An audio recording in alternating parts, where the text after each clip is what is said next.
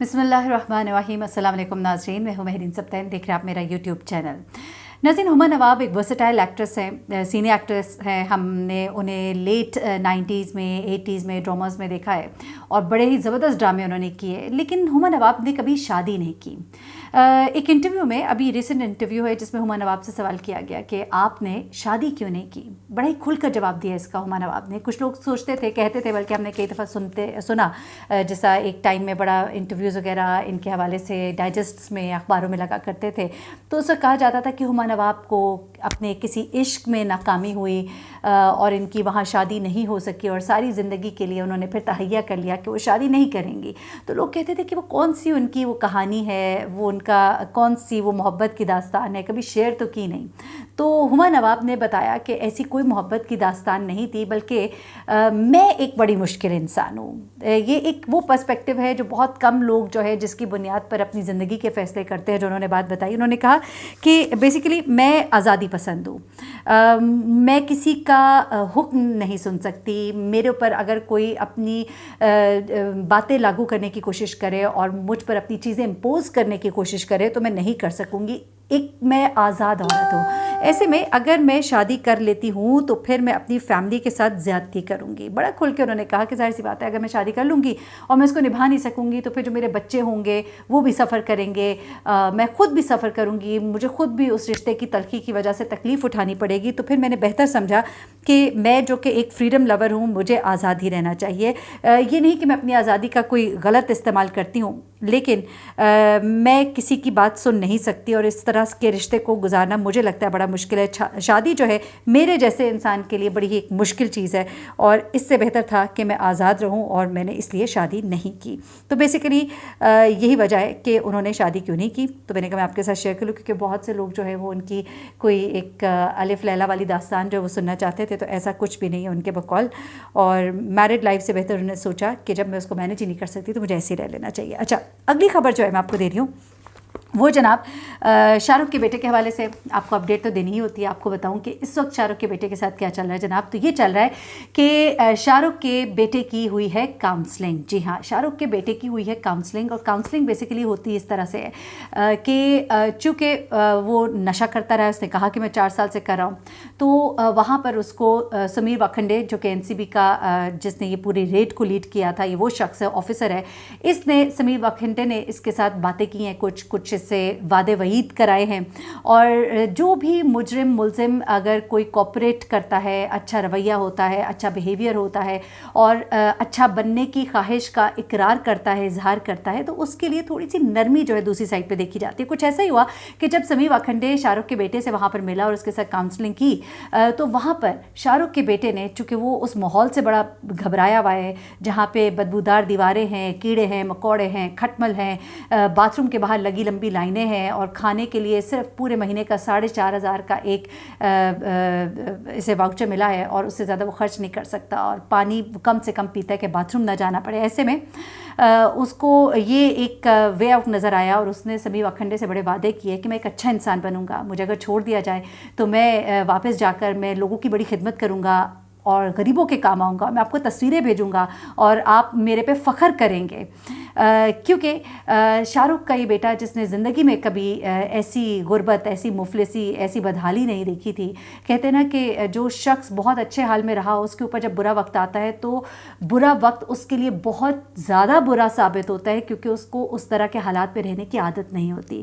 تو اس طرح کے حالات میں جب وہ رہ نہیں پا رہا، تو اس نے اب بڑے ہی وعدے وعید کیے ہیں سمیر واکھنڈے کے ساتھ، جس کو کہ میڈیا کے اوپر یہ بھی بتایا جا رہا ہے کہ اس کو قرآن پاک بھی دیا گیا ہے، کیونکہ وہاں پر جب کاؤنسلنگ کی جاتی ہے، کبھی بھی جب جیل میں اس طرح کی کاؤنسلنگ ہوتی ہے، تو جس مذہب سے جو تعلق رکھتا ہے، کرسچن ہو تو بائبل، ورنہ سیتا گیتا، جو بھی اگر ہندو ہوں، اور اگر مسلمان ہوں تو انہیں قرآن پاک بھی دیا جاتا ہے کہ اس کو پڑھو، تاکہ مذہب کی طرف ان کا ایک رجحان ہو، اور اپنے ایک جو ریلیجس جو اسپریچویلٹی ہے اس کی وجہ سے شاید ان کے اوپر پازیٹیو اثر ہو۔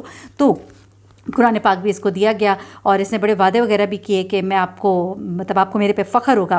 तो ये बेसिकली ये तमाम चीज़ें इसलिए हुई क्योंकि इसकी काउंसलिंग हो रही थी। तो ये है असल वजह इस तमाम तर जो ख़बरें मीडिया के ऊपर चल रही हैं उसके पीछे कि मिन्नतें कर रहा है शाहरुख का बेटा और गड़गड़ा रहा है और कुरान पाक पढ़ रहा है। तो असल कहानी ये है, ये this is the real story behind.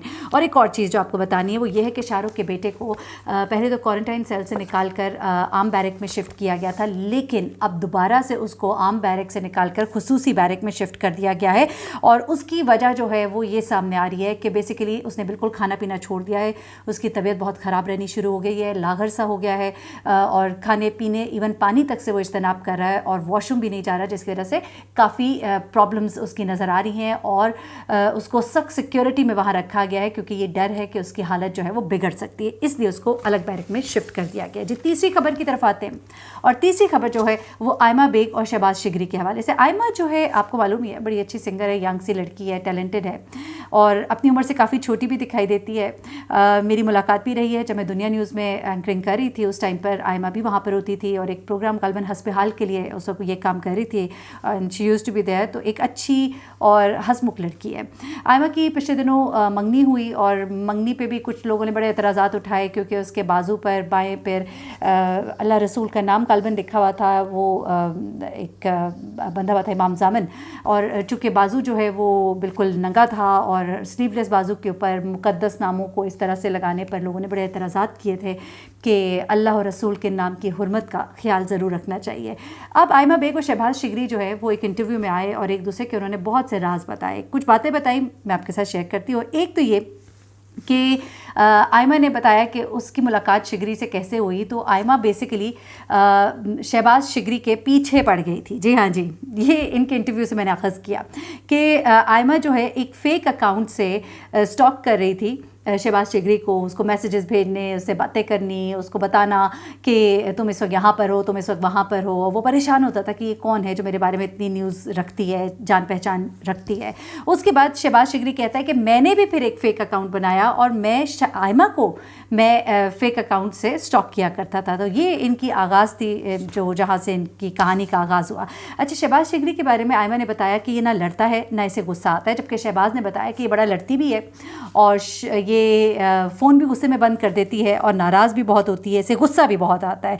और शादी की जो शर्त रखी उसने यही रखी कि मैं शादी तब करूँगा जब ये गुस्सा नहीं करेगी, लड़ेगी नहीं और फ़ोन बंद नहीं करेगी। उसके बाद उसने ये कहा कि अगर आयमा से पूछा जाए कि वो मेरे बारे में क्या शर्तें रखेगी तो यकीनन वो मुझे कहेगी कि मैं गेम्स ना खेला करूँ, क्योंकि मैं गेम्स जो है घंटों घंटों खेलता हूँ। और एक उसकी शर्त ये भी होगी कि मेरा वज़न नहीं बढ़ना चाहिए क्योंकि इसको इस चीज़ से बड़ा एतराज़ है।